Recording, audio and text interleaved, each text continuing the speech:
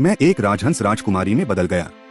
एक समय की बात है, एक शांत झील के किनारे एक सुंदर राजहंस रहता था। उसका नाम सहज था। उसके मुलायम सफेद पंख, लंबी गर्दन और गहरी आंखें देखकर हर कोई मंत्रमुग्ध हो जाता था। लेकिन सहज कोई साधारण हंस नहीं था।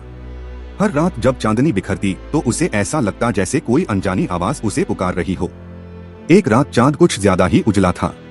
सहज जब झील में तैर रहा था तो उसने झील के बीचों बीच एक सुनहरा घेरा चमकता देखा। जैसे ही वह उसके पास गया, पानी के अंदर से तेज रोशनी निकली और उसे चारों ओर से घेर लिया।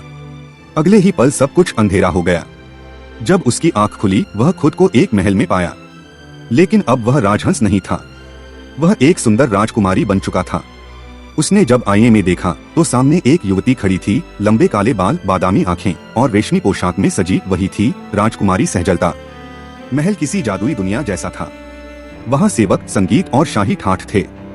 शुरुआत में सहज बहुत घबरा गया, लेकिन धीरे धीरे उसने इस नए जीवन को अपनाना शुरू कर दिया।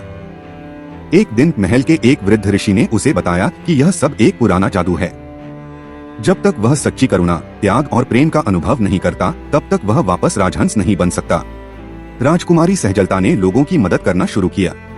वह किसानों से मिली, बच्चों को पढ़ाना शुरू किया, बीमारों की देखभाल की और गरीबों के लिए भोजन बांटा। धीरे धीरे उसका हृदय बदल गया। उसे समझ आने लगा कि इंसान होना केवल सौंदर्य या वैभव नहीं, बल्कि जिम्मेदारी और सेवा का नाम है। एक रात वह फिर उसी झील के किनारे खड़ी थी। चांदनी में उसने प्रार्थना की, वह चाहे फिर से राजहंस बन जाए, लेकिन जो उसने इंसान बनकर सीखा है वह उसे कभी न भूले। तभी झील से फिर वही सुनहरा घेरा निकला और वह फिर से राजहंस बन गया। पर अब वह साधारण राजहंस नहीं था। उसकी आंखों में ज्ञान था, हृदय में करुणा और आत्मा में इंसानियत।